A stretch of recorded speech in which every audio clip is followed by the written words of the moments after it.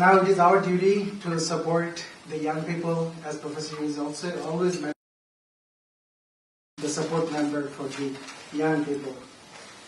This evening, of course, it is informal, but it's Bangladesh and new ones who are beginning to walk alongside us.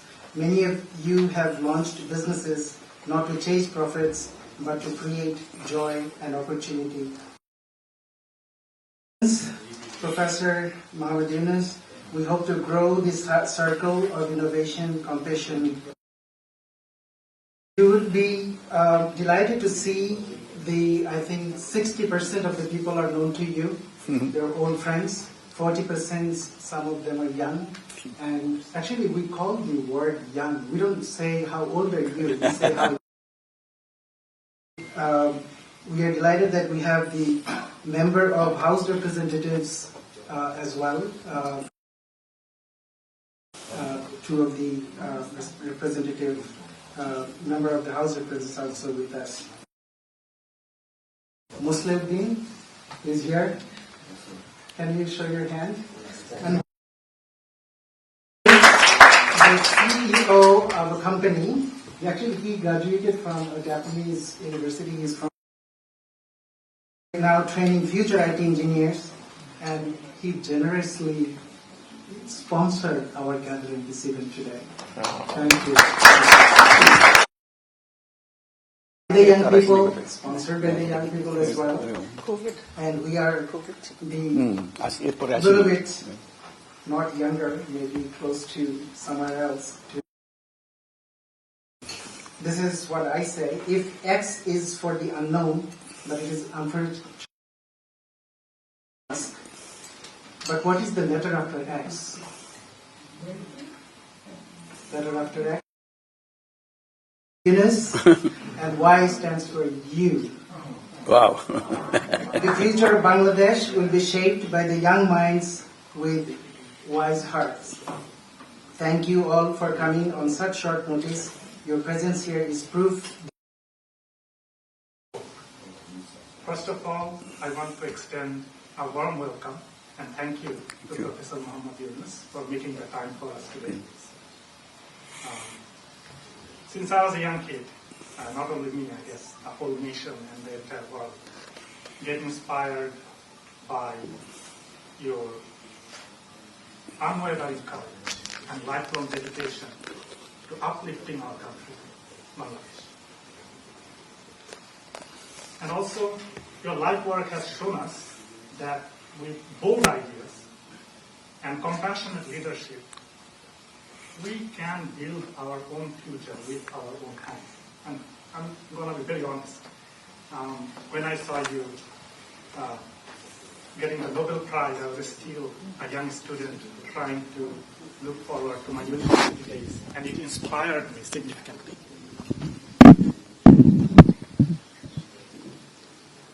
Also tonight,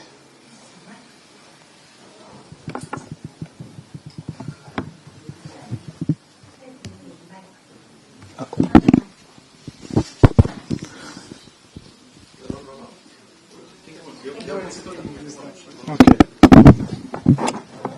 Sorry for the interruption. Also tonight, I'm going to say it again, I'm truly honored because we are surrounded by an extraordinary group of people who have been a friend to Bangladesh for a very long time, and of course, some new faces, including me. And the thing that I feel the most is that we all have one common dream, and that's why we're here. We all want to see Bangladesh thrive in innovation, partnership, and entrepreneurship. There is no doubt about that. Now let me talk a little bit about what we do at Gigalogy. At Gigalogy, we use AI technology to build personalized applications for our customers that actually solves real-world problems. So in short, we are in applied AI domain. And we believe in the next 5 to 10 years, every single application that we see will have an AI component in it. And keeping that vision in mind, and Tokyo at the center, utilizing the incredible talent Bangladesh has, we are trying to be the leader in applied AI. And I believe the next chapter of Bangladesh will be written by innovators, entrepreneurs, change makers who are not afraid to dream big, just like Professor Muhammad Yunus did. And with that in mind, let's connect, let's collaborate. I would definitely like to talk with all of you. How can we do something truly meaningful for Bangladesh? And not only for Bangladesh, for the people of the whole world. Thank you. お生様ありがとうございました。続きまして皆様お待ちかねでもありますユヌス先生よりお話をいただきたいと思います。皆様ご存知の通りユヌス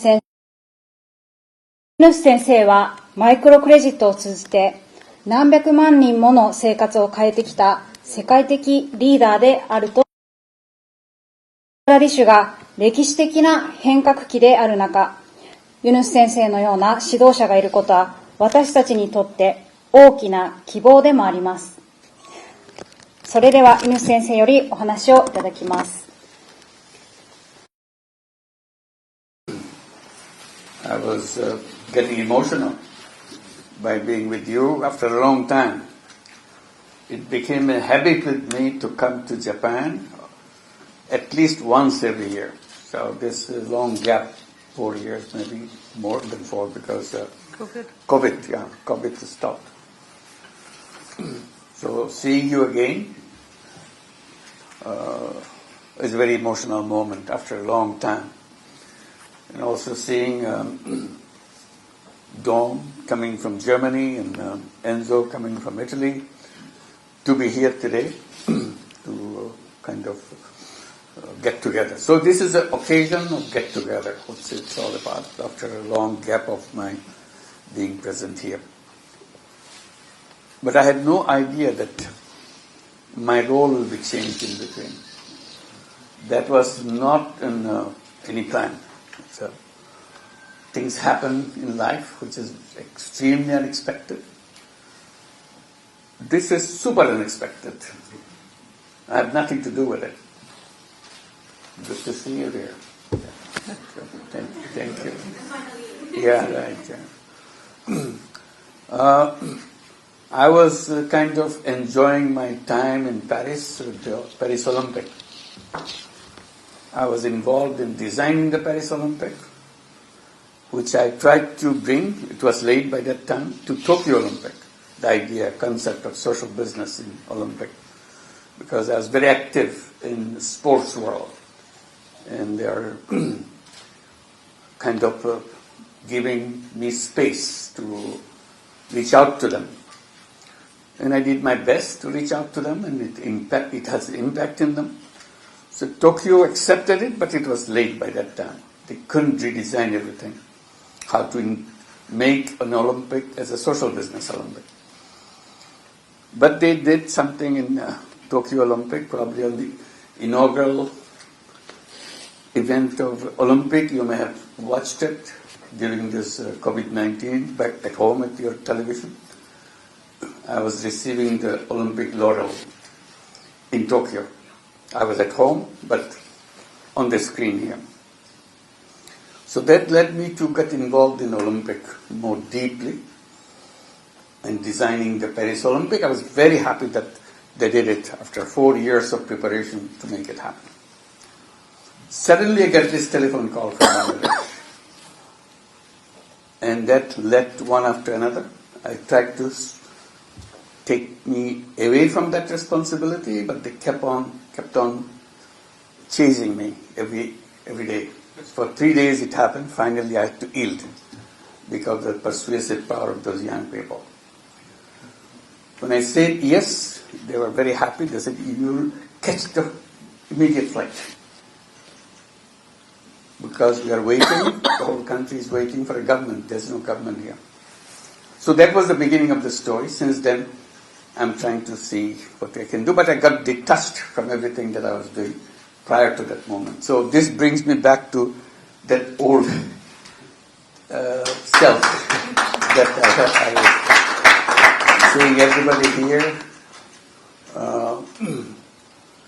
makes me feel emotional. So wonderful to see you. I'm trying to see how in Japan we can pick up the pieces that we left behind. Now in the context of what we are doing in Bangladesh. Bangladesh emerged as a new Bangladesh because of the student and young people's uprising. They defied every norms. They simply said enough is enough. They got killed on the street, but they didn't move. More came. The more you shoot, the more young people come to the street. Now, ultimately, it came as a kind of a floodwater from all over Bangladesh, young people moving towards Dhaka. So the previous regime felt that they cannot survive physically. You cannot get away from anybody. That's when they left. The vacuum was created. And the students declared that they will create a new Bangladesh. So that's the image of new Bangladesh. They tried to express it in many ways. I was given the task of translating that into reality. It's a difficult task. Not everybody agrees on everything, which is natural. But amazing to see that that caught the imagination of the people of the country. So when I took the responsibility, I don't think there's one voice in the whole country, one, which disagreed. Unified voice. So there's a tremendous kind of power, having the whole country agreeing on everything. So that was the journey. And it was a devastated country, not just after a war situation, you're a devastated country. It's not like that. It's not physical devastation. It's devastation in every single way. In terms of administration, in terms of economics, in terms of banking, in terms of international businesses and so on. Everything collapsed. And a huge, huge crisis, gaps. Money is stolen in billions of dollars, taken away. Not overnight, over a period of time. Very easily, very friendly way they took away everything. Banks became empty. You don't know where to begin. You scratch your head. What do you do now? Nothing works. It's 15 years of devastation. 15 years of misrule. 15 years of people disappearing. You don't know where they went. You couldn't find out. Still we don't find out, many. And horrible, horrible kind of actions taken. So you come from those memories and try to build new memories, that we have to get rid of those and create something new. That's the task. So 10th month now that we are going through this, we feel that we have come a long way. Banks are functioning. We are paying back our dues to the people who have payments to receive from internationals, because the copper was empty. So that's where we are right now. So feeling a little bit easier. We can now breathe a little bit. We have been given 3 tasks. Most important was reform. Everything that was done before was wrong. So you really build a new nation out of the devastations of the past. And the second one is a trial of the people who are responsible for this. It's a very difficult task to pick up all the evidences and make it a real legislative action. Hard time. Same people who used to be yesterday, still there, same chair, same people. But they are doing the wrong thing yesterday, now they're saying, no, we are not the one. So it's how to make sure which is the right one, which is the wrong one. Third one is election. And when election takes place, elected government takes over the responsibility. We hand over the responsibility to them. So people are insisting, tell us when the election would be, because politicians are very impatient. Get the election, get to their seats of power. So I've been promising them for a long time. It could be in December of 2025, this year, or at the latest June of 2026. So 6 months gap. Depending on how fast we can do the reforms. If the reform process is slow and can accomplish little, so we have the longer time. And the longer time cannot continue endlessly. Must finish it up June 26. So this is the timeline that we're working for. Young people are still impatient, want to see results right now, right away. Bangladesh is an amazing country. Many of you are familiar, have been there, Bangladesh many times. Amazing country in terms of population. It's a small country, territory-wise, but the home of 180 million people. Very densely populated country.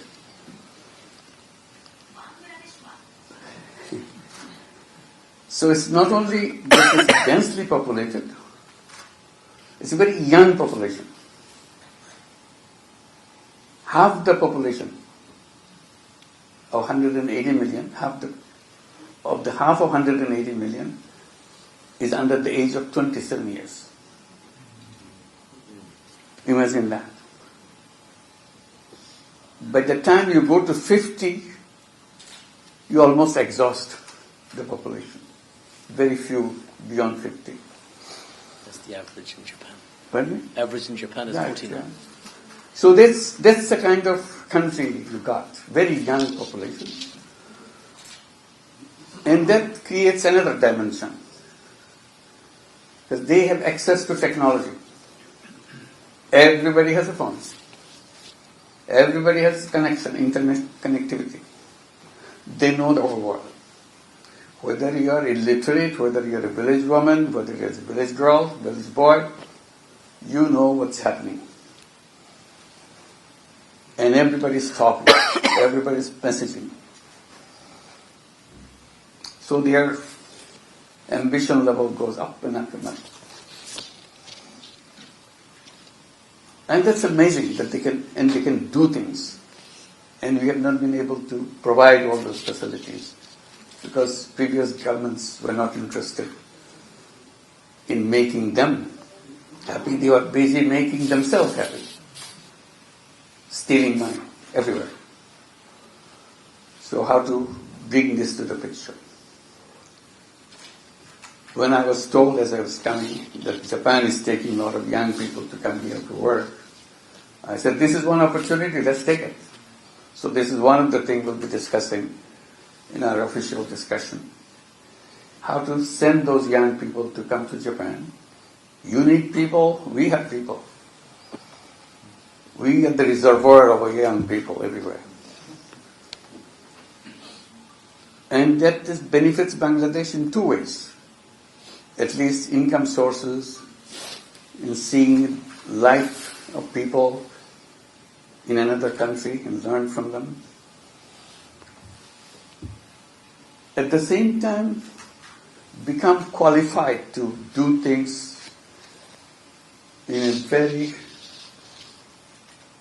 frontier kind of technology effectiveness, and idea-wise, new experience. So this is one of the things that we'll be doing, and inviting investments. The more we look for those things, Japan is very much involved with Bangladesh. You're probably familiar with that.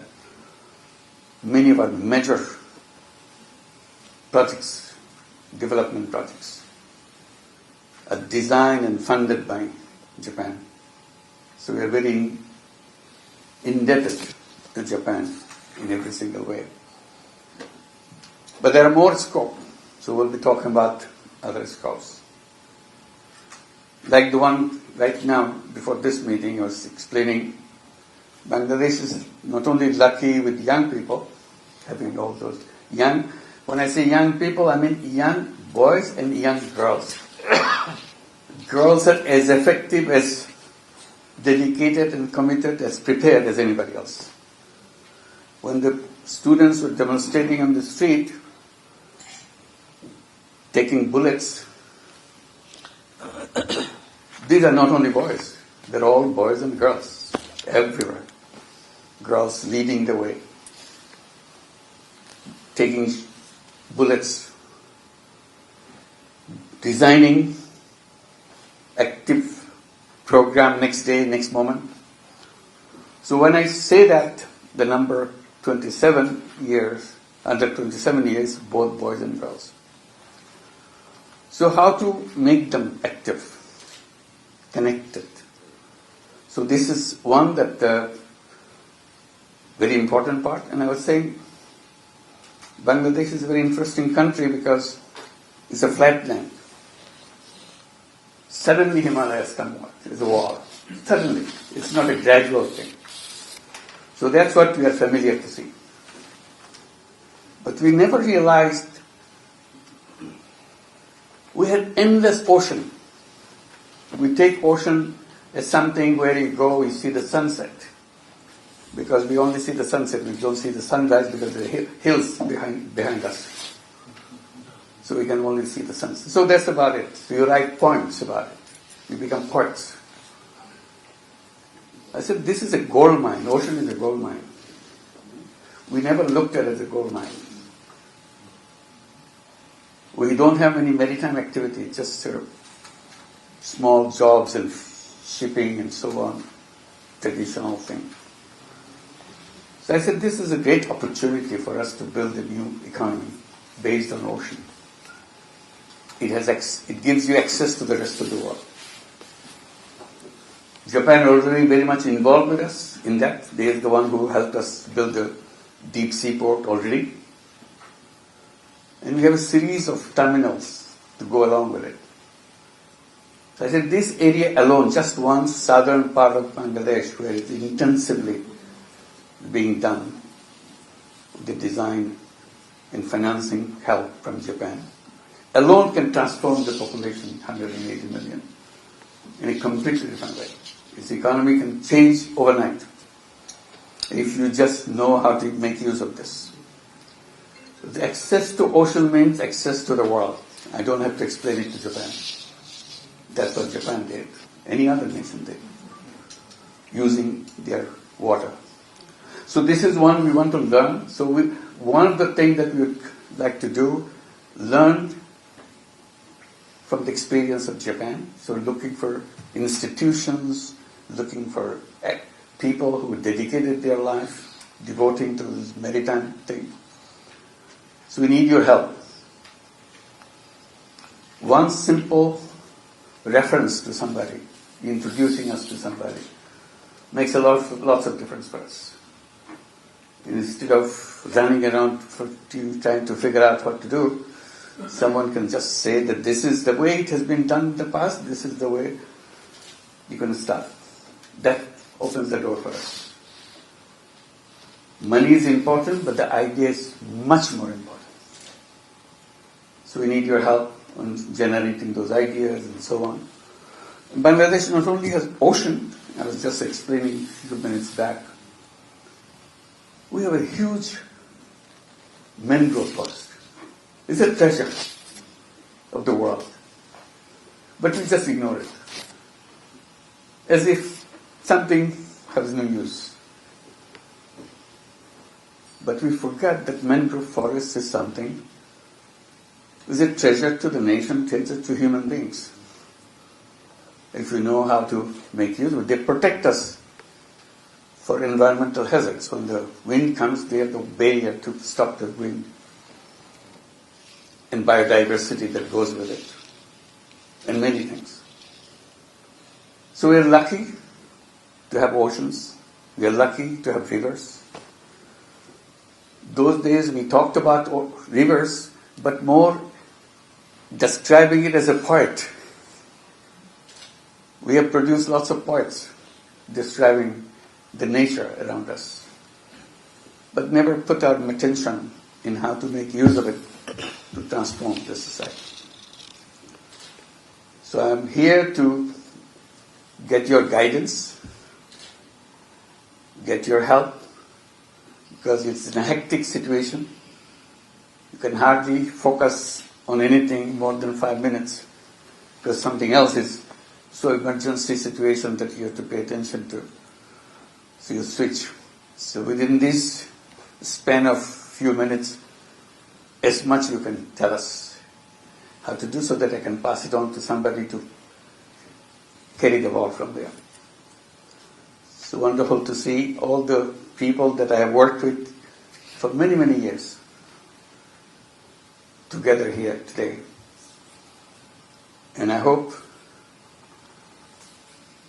we'll succeed. We don't know yet what ultimately, these are the things that we dream about, but how dream can be translated into reality, it will be shame. All the dreams of the young people, unified dream, there are no two dreams, just one dream, New Bangladesh. We have nothing to do with the old Bangladesh. That's finished. Goodbye. And they have outline of this New Bangladesh. They speak it out in every occasion. Now catch those words, catch those imagination, translate it into real action to see that happen. And happen fast. Not 20 years later, 10 years later, right now, you want to see the result.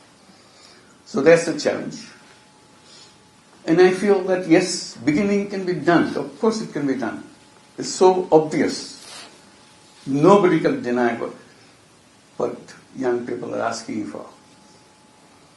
Simply translate it, get the right idea, right institutional framework, right policies, and make it happen. So a lot of dedicated people are working very hard to make that happen. And we need your support. You are the one from us, from far, giving us connections, ideas, saying things that this can be done in this way. Feel free completely. We are open. And I hope I could spend more time talking to you individually to further all the things that we have on our dashboard. Where to go, how to go, and all that. So I hope we can have open discussions, open comments, questions, and see we can, from now on, all of us become part of the same team. Opportunity has come. It's not only opportunity for Bangladesh, it's opportunity for the whole world. How to use the aspirations of young people and translate it very quickly into real thing. So let's not miss this opportunity. Because if you miss it, it may not come in hundreds of years. It's very difficult to recreate that moment, the spirit of that moment, aspiration of that moment. So we have that now. So we need a total mobilization, all the resources that we have around us. Thank you very much for giving this opportunity. Thank you.